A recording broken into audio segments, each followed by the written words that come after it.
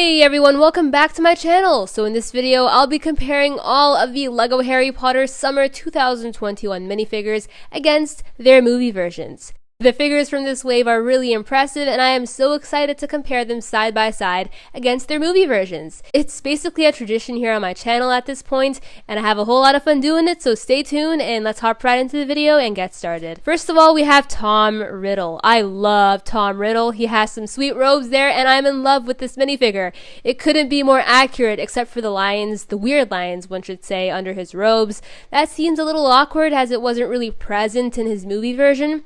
However, I still love it and I would consider it to be my most sought after figure of 2021. Next up, we have Dumbledore in his pink robes. The pink really works really well with the white of his hair and beard and allows for him to pop out as a minifigure when compared to previous versions, which adds some personality and spice to his minifig that I like. Moving on, we have a young version of Luna Lovegood featuring the daunting reused headpiece, of course. I mean, looking past that, her Ravenclaw torso is one that I am sure Ravenclaws out there will be keen on getting. I think she looks sweet in general. However, I would think that it would be smart to swap out that headpiece with her older head from the Series 1 CMF line. Next up, we have Nearly Headless Snick. Now, this is a remake of the 2018 version, and I would say that this one is by far much more superior. I mean, it's technically the same thing, but I do love the glowy white use for his figure in this specific minifigure from 2021, and it looks wicked cool, and I love it.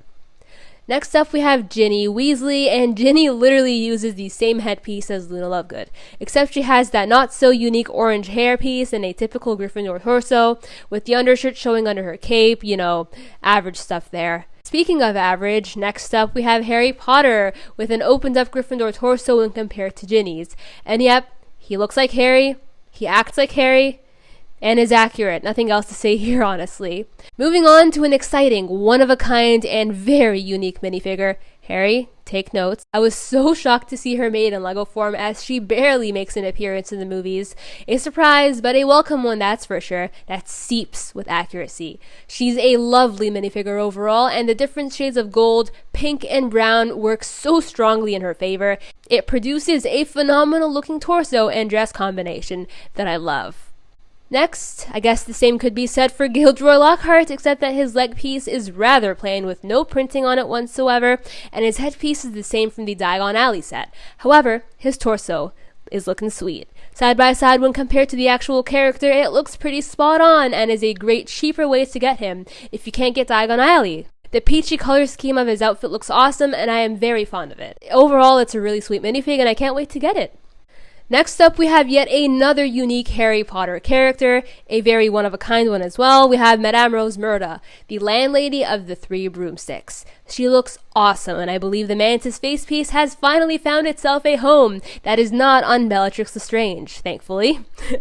Madame Rose Murda is looking sweet, and the intricate detail on her torso capturing the furry collar and blouse looks incredible. I also really love her wild mane-like hair, and in general, I think she makes for a sweet minifigure.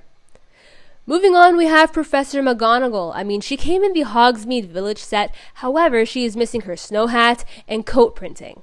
I'm kind of being picky at this point. I mean, don't get me wrong, having a McGonagall with her bun and dress printing looks great, however, it isn't exactly movie accurate to the scene portrayed by the LEGO set, by all means. Next up, we have Dean Thomas. Now, believe me when I say that I scoured the entire internet for ages searching for Dean with his winter coat and came out with a negative result. I mean, I can't find him for the life of me. Instead, I found this version of Dean with a red shirt. I mean, let's just pretend it's a winter coat, just for the sake of it. The headpiece for Dean used in this minifig looks cool, and I'm still a tiny bit mad at myself for not finding the right torso in time to make this video. Next up, we have Colin Creevy. Now, I love this minifigure. It's accurate, and he features an actual accurate headpiece to his character that represents him so well. See what I mean when I say the headpiece makes all the difference? Just imagine seeing Colin Creevy with Justin's face. He would look so off, but see here, he has some very accurate printing, specifically tailored for him, and I love it. Next up, we have another Harry figure from the Prisoner of Azkaban. His accurate. Okay, need I say more? Moving on, we have yet another unique minifigure once again, Mrs. Flume. Despite her very limited screen time, it is still a great treat to get her in LEGO form, and I am so happy to see her here. I am all for LEGO focusing and giving some attention to underrepresented characters, as it adds more diversity to the franchise rather than getting Harry, Ron, and Hermione in every single set. Next, we have Mr. Flume, and the same thing that I said about his wife applies to him as well. He looks awesome overall, and I am so hyped to get both him and his wife in the Hogsmeade Village set this year. Moving on, we have Ronald Weasley in his Slytherin torso. I'm sorry, but Ron and Slytherin can't go in the same sentence together. It sounds so wrong. I mean, I love the torso, for obvious reasons. I'll probably end up getting a whole bunch of them in the near future. By all means, focusing back on Ron, I do love the headpiece used for him. It looks really, really accurate, and I think it represents the character so well. Some might consider it unnatural. Next, we have the Harry Potter in his Slytherin torso minifig. It is what it sounds like, and I have nothing else to say here. Slytherin pride. Next up, we have a rather boring Hermione Granger minifigure. I mean, it's Miss Granger once again trying to, flex on us all. I mean, it's boring until you see that epic cat mold that can be put on top of her headpiece to show off her adorable cat face. You can't pass on that, trust me. There's even texture for her hair in the back that adds even more to the accuracy, and I'm here for it. Speaking of Hermione, we now have a Hermione from the Philosopher Stone set in her casual outfit. I love the wintry sweater print used for her. It's accurate, and that's what matters. Looks very cozy. Likewise, for Ronald Weasley, I think his minifigure version looks really, really nice, featuring his flannel shirt and his t-shirt. The headpiece is pretty average, and I feel like it failed to capture Ron's cuteness in this photo. I mean, just look at his face. He looks so adorable. What an angel. Next up, we have Potter, who obviously features a bloody face because he always has to get himself in some sort of trouble.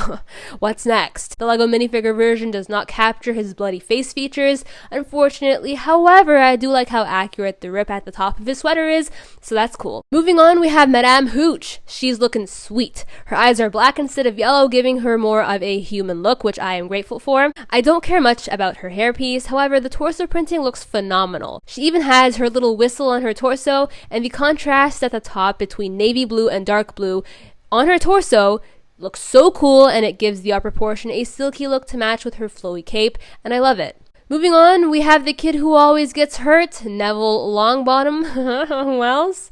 I would have preferred to see a petrified version of his face on the headpiece because he does perform some dangerous, costly stunts on a broom after all, now doesn't he?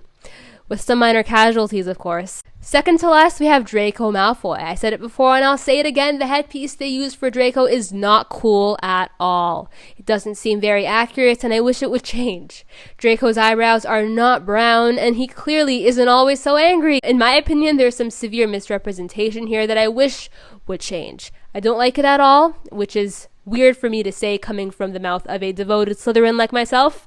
I just don't like it. Let me know in the comments if you agree with me there. It's not cool and it's not accurate. Last but not least, we have Dumbledore in his orange and red robes. I like how the red and orange aren't too bright and they seem a little washed out, which is great. It gives the figure a more mature demeanor rather than playing around with bright, inaccurate shades of fiery reds. Again, the white hair complements the figure quite well and it pops out, adding some pizzazz and spark to the minifig, and I like it. Well guys, that pretty much wraps up this comparison video. I'm sorry it was rather lengthy. There was around 26 minifigures to go over in this video. What are your thoughts on these minifigs? Which one is your favorite? And which 2021 set are you looking forward to getting the most? Let me know in the comments down below. Anyway, I'll catch you guys in the next one. Until next time, farewell my fellow Potterheads and bye for now.